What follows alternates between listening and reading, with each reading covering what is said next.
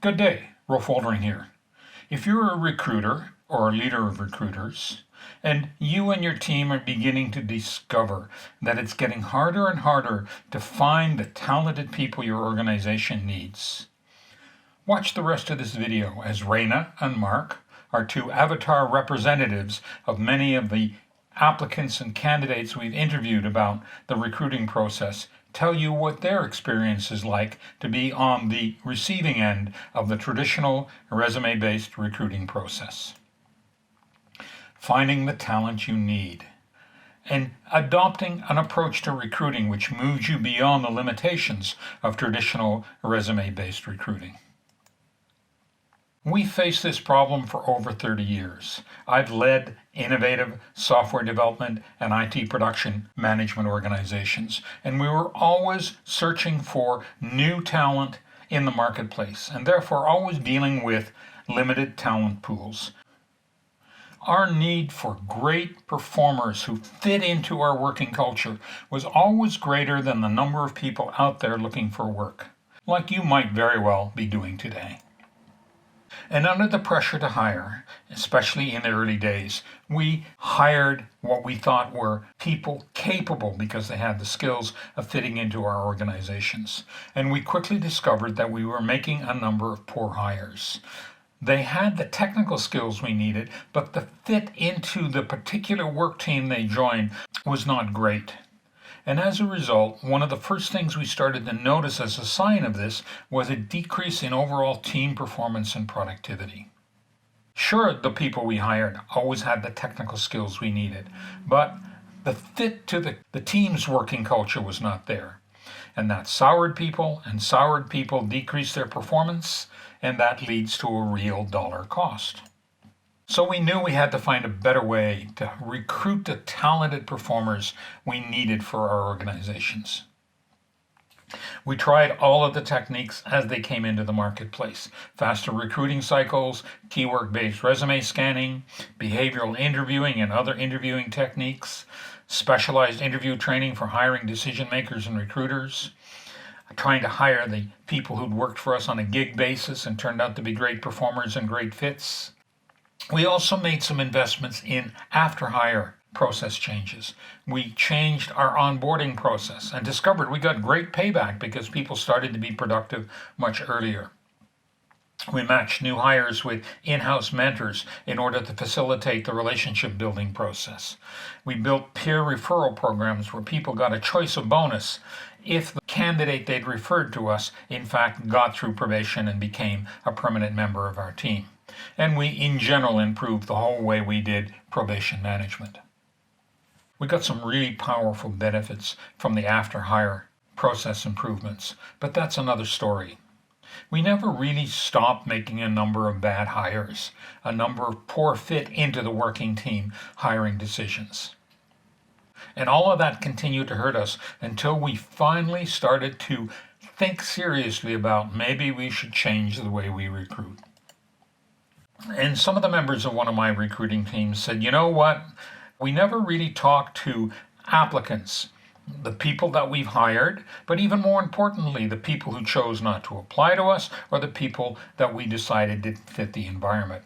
And so we started a systematic research program, an approach to always collecting information from not just our new hires about the recruiting process, but also the people that we decided didn't fit, and often the people that we reached out to and said, please apply, or the people who were referred to us by our various in-house referral programs, but who decided not to apply to our open posting.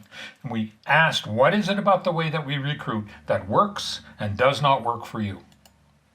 So we ended up with information that we were able to analyze and sort into three pools: top performers who we did hire and fit and turned out to be great fits, people we asked to apply or who were referred to us by in-house people who chose not to, and the people we hired who turned out after probation, even if they survived that process, to be average or poor performers.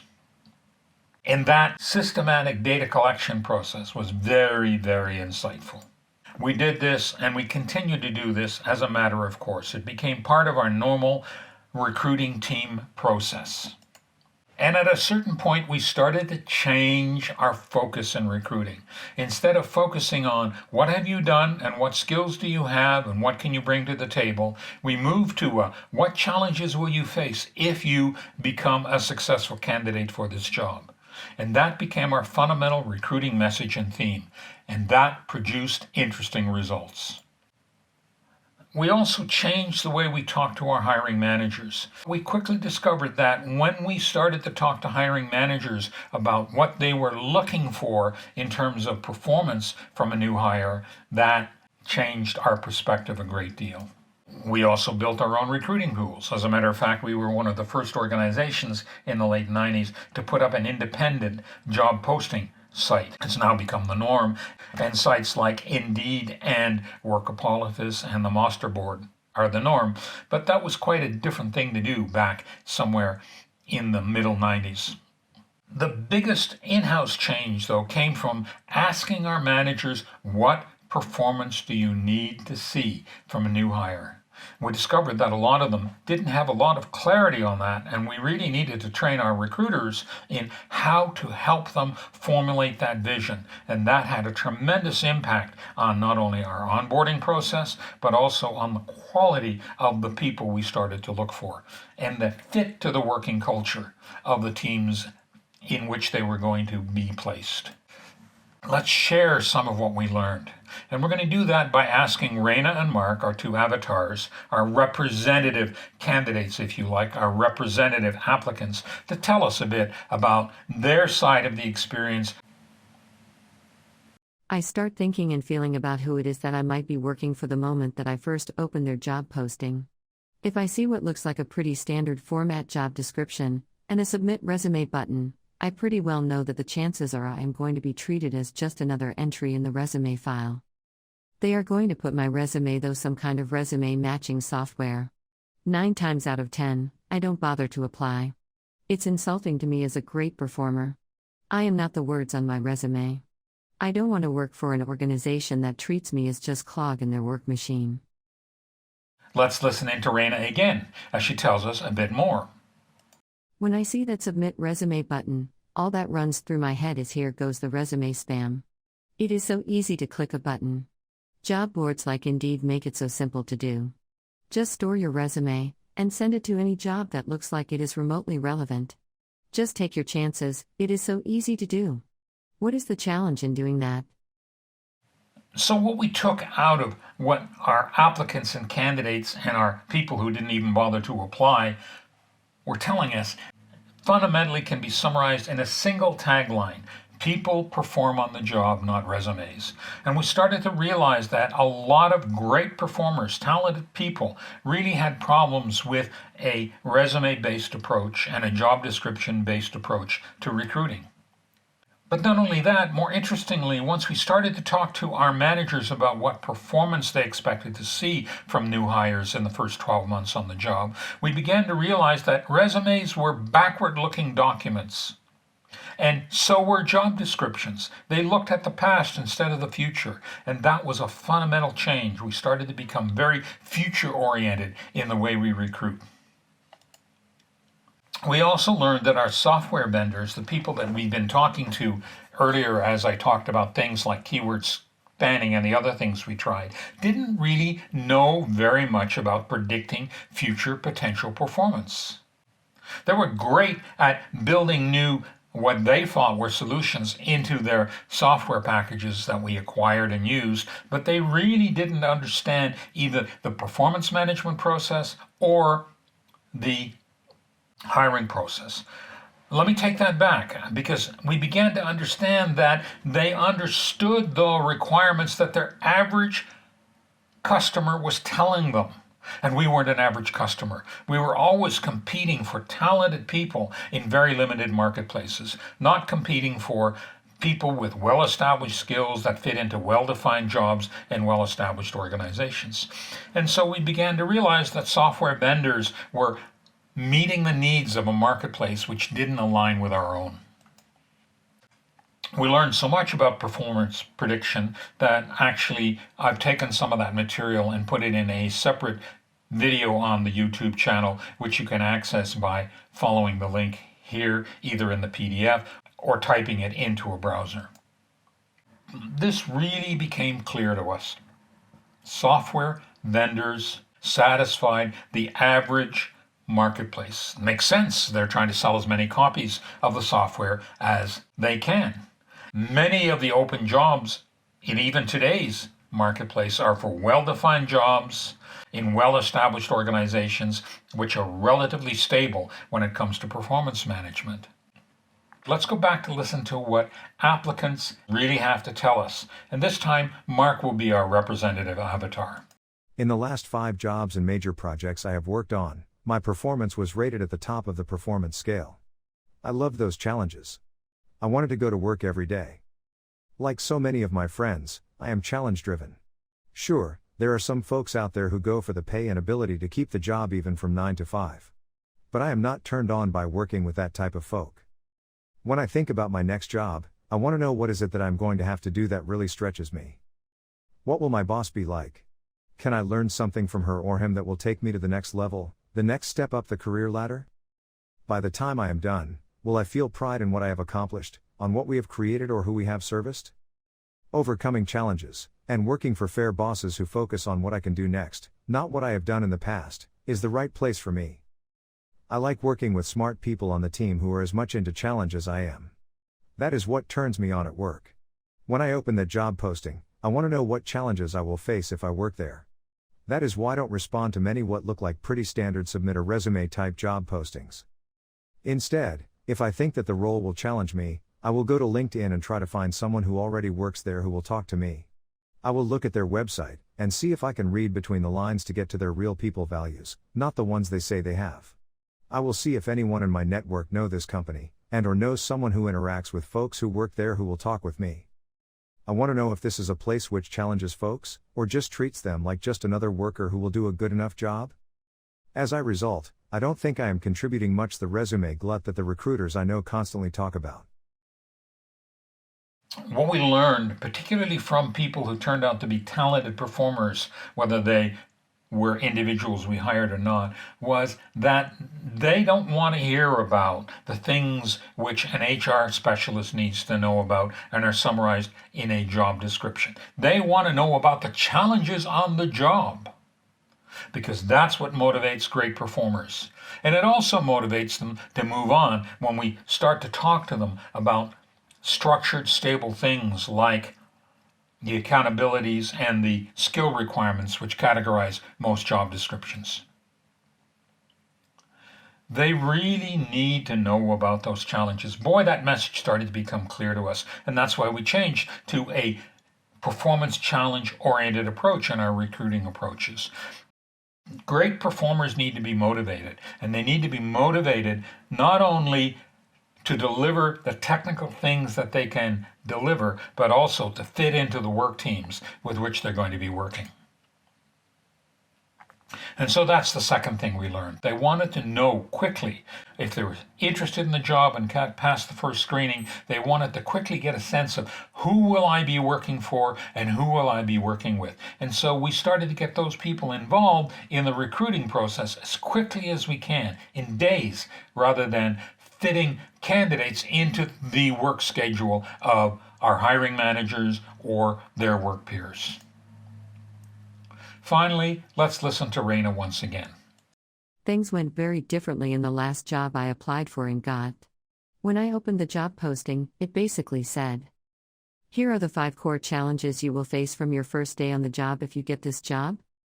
Tell us 2 things about each challenge, please. How will you address it?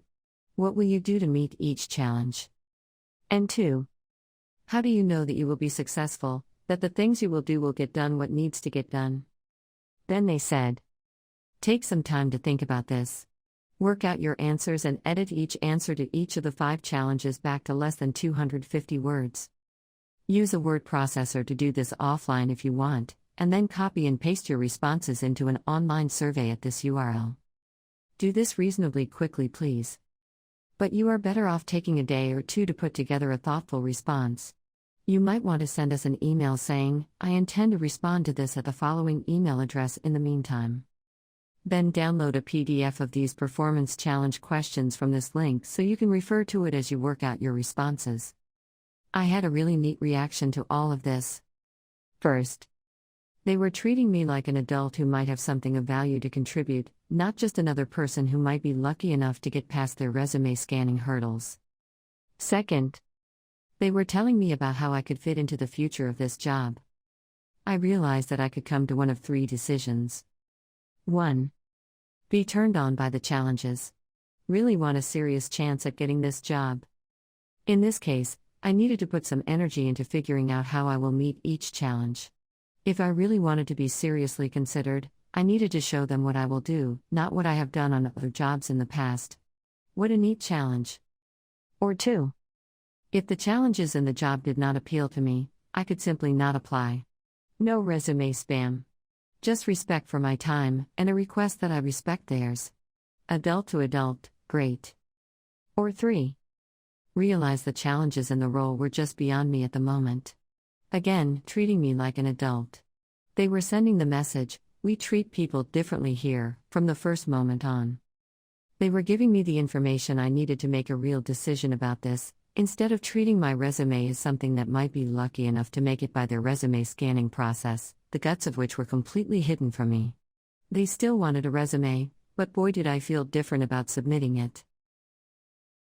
When we started to take this approach, a performance challenge approach, a number of very powerful things started to happen. One, our problem of resume spam disappeared. We got far fewer applications, but those applications were from motivated individuals who were turned on by the challenges they saw in the possibility of coming and working for us. And they were willing to now talk about what I will do when I get on this job. How will I address those challenges? And so the quality of the information that our recruiters and our hiring decision makers got to think about, will this person really perform in this role with this team, increased substantially. And we got far better predictions of that performance and therefore far fewer poor hires.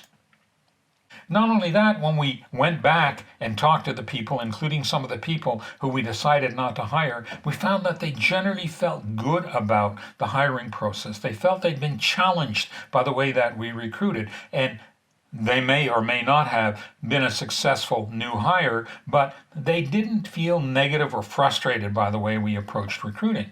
And one of the side benefits we got from that was that a lot of them referred the job onto one of the people in the network. Hey, I applied for this job. I think it's really neat. I think you'll really find the challenges interesting. Why don't you take a look yourself? And that referral process increased the number of high quality potential candidates that we had access to.